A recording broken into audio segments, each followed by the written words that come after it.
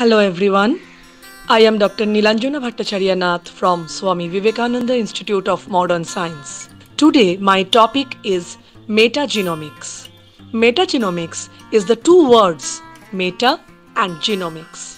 And metagenomics is usually used when we are studying microbial communities where we can't separate one microbe from another. So let's start with a brief introduction. The term metagenomics was first used by Joe Handelsman in the year 1998. Metagenomics is the study of genetic material recovered directly from environmental samples. It is also referred as environmental genomics, ecogenomics, or community genomics. It refers to the idea that a collection of genes sequenced from the environment could be analyzed in a way analogous to the study of a single genome. Metagenomics presently offers a way to access unculturable microorganisms because it is a culture-independent way to study them. It involves extracting DNA directly from an environmental sample, for example seawater or soil, and also from human gut, and then studying the DNA sample of that particular microorganism. Metagenomics is application of modern genomic techniques to the study of communities of microbial organisms directly in their natural environments, bypassing the need for isolation and lab cultivation of individual species. Next, what microbes can do.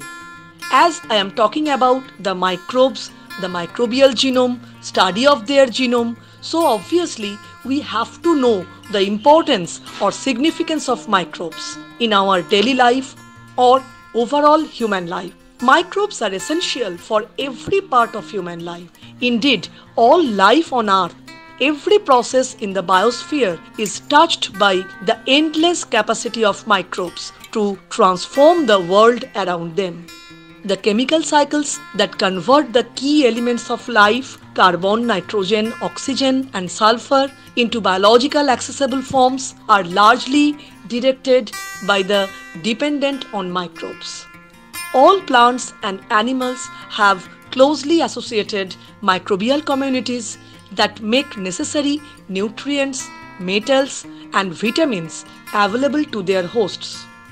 Through fermentation and other natural processes, microbes create or add value to many foods that are staples of the human diet. We depend on microbes to remediate toxins in the environment, both the ones that are produced naturally and the ones that are the byproducts of human activities, such as oil and chemical spills. The microbes associated with the human body in the intestine and mouth enable us to extract energy from food that we could not digest without them and protect us against disease-causing agents. Next, why metagenomics? As I have told the different functions of microbes, so these functions are contributed within complex communities. Historically, the study of microbes has focused on single species in pure culture. So, understanding of these complex communities lags behind understanding of their individual members.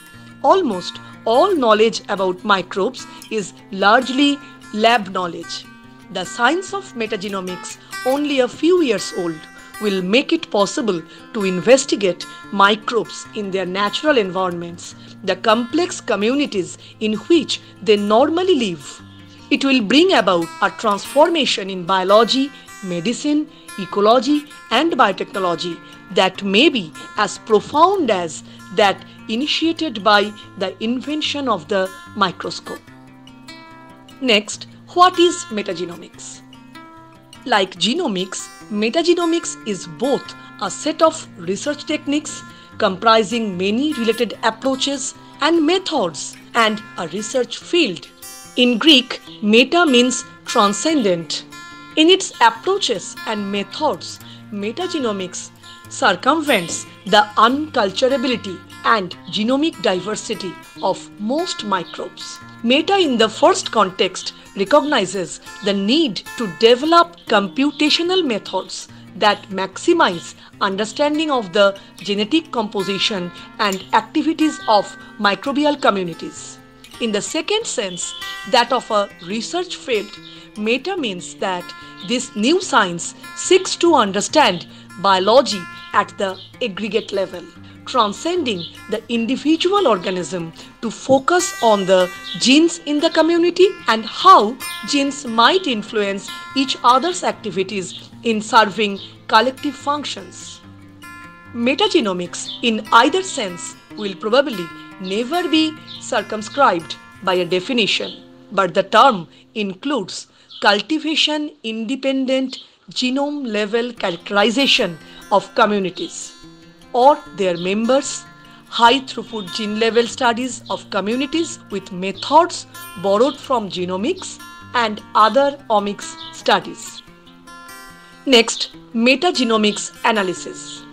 Metagenomics is a powerful technology combining high throughput sequencing with advanced bioinformatics to identify and quantify mixtures of organisms in a sample.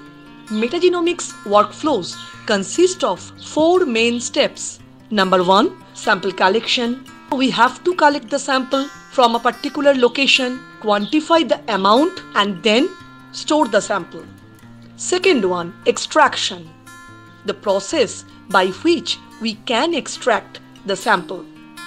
Third, sequencing. The overall analysis process, preparation process, the particular platform by which we can determine the genomic quantity of that particular organism. Last, bioinformatics analysis. So with the help of algorithm, databases, pre and post filtering, we can analyze the bioinformatics of that particular organism's genetic status.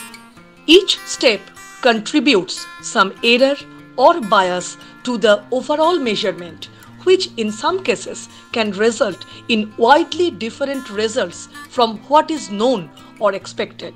Error propagation is linear, which offers an opportunity to characterize it by working backwards using well-characterized materials suited for benchmarking each critical step.